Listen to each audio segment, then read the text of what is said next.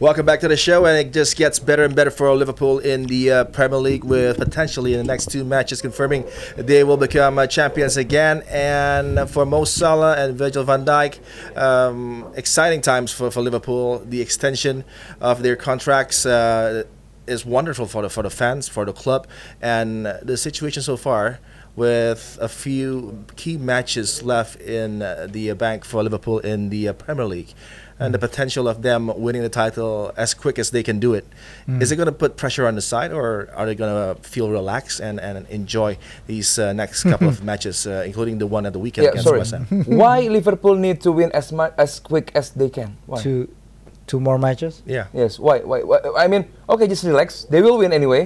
They've been making things they've been really difficult for themselves lately. Yeah. It's been difficult for them recently, yes. So I think... But Arsenal also make it easy for them. Arsenal doesn't put pile of pressure to Liverpool, nothing. Yeah, I meant the last game against West Ham. Yeah. Liverpool with that back line, trying to make things interesting. But again, I don't think it will be a problem come the weekend for them to get a win. What do you see with the things happening out of the pitch with the contract extensions for key players, and Mo Salah? That is a statement in getting him, although it's a very, very expensive contract. I think it's about £480,000. 80. 480,000 with the triple zeros coming at the back.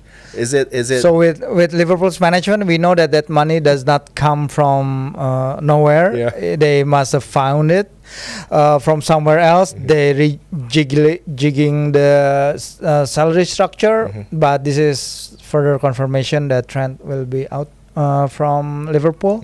That's why they have the amount of money that was needed to bump a bit of Salah's contract, and with Virgil's contract. They maybe also need to sell 1-2 players after this, because we know how FSG works in the transfer market. If they want to strengthen the team, I think they need more than 2 players, 2 new players in different positions in the summer. But but the most important thing is they do not need to find a replacement for this guy. At the moment, he's irreplaceable. The goals. He's doing the puns at the moment. At the moment, but eventually, but they give themselves time. They give themselves time, at least another year, to find that 20 goal a season striker. This is not just a 20+ goals, but the assists as well. He's leading in both charts. Best season. It's best season for Mo Salah. So what do you think, Ali? Is it a positive? Is it a statement? Is it something that is needed by Liverpool in getting Mo Salah on board with that amount of money with Virgil van Dijk? But according to the age of both players, is this the way forward for Liverpool? Or is this, like what Frizy said, it's just about maybe the time that they need to find a replacement? This is so expensive, that time. So expensive, and you will never get a replacement for a player like Salah. Player like Van Dijk, you never get a replacement. So, 480 K a week for a 34 player, 32 years, 34 by the end of the contract. So it's a risky contract for Mo Salah. But happy to see Salah will stay in Liverpool. I mean, I want to see a good player in a good league like Premier League. So but in the bigger picture, I don't think Liverpool in serious state to prepare a replacement for Mo Salah and Van Dijk. After Salah. Not in a serious state. I mean, you need to do it now.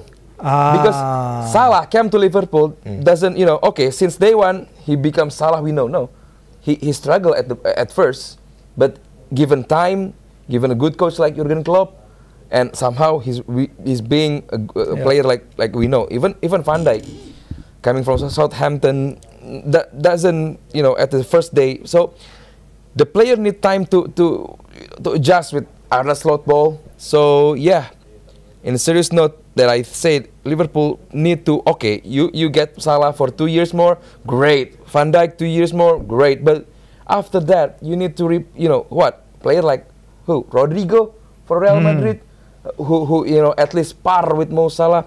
Who's the best right winger at the moment? Olise? I don't know. Yeah. Because in the market, Mbeumo. Okay, Mbeumo is good, but he's not a caliber and a quality. Seriously? No. You don't think he can become? No. I think he can become a very good player. Yeah, a better player than the one we know now. Yeah, I think he hasn't hit that ceiling yet. Brand Mbeumo. I think he can play for a top 6 team. So you think that if they go for no, the question is, will he be as good as Salah? Oh no, I mean a top 6 player, a good player for a top 6 team. Yes, not including Tottenham, right? No, Tottenham is not. Tottenham is not I love that. Tottenham is not. Tottenham is not top 6. Fiercely said that I agree. Tottenham. Hadiani too. So yeah, love it.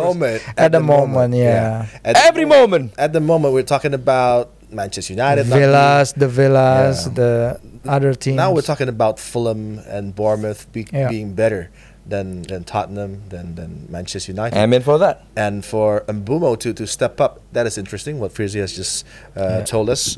But you don't think that he is that type of player? Because the way that he plays, I think he'll fit that system of on the slot, playing a guy up top on the right side. Sure. But he creates a lot of situations at the half space as well, and can connect maybe even better than Mo Salah.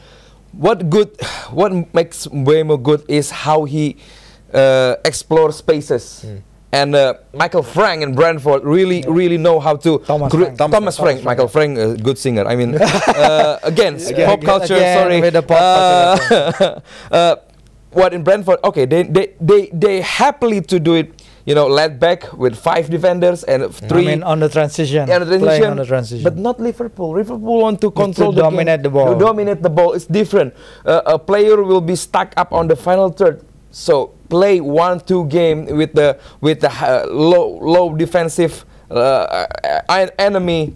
I think Mbeumo is different. But if Liverpool want to play like Brentford, who led back, we strike from counter attack like Man United, positive transition, Mbeumo will great. But it's Liverpool, it's Arne Slot, it's different kind of football with Brentford and Liverpool.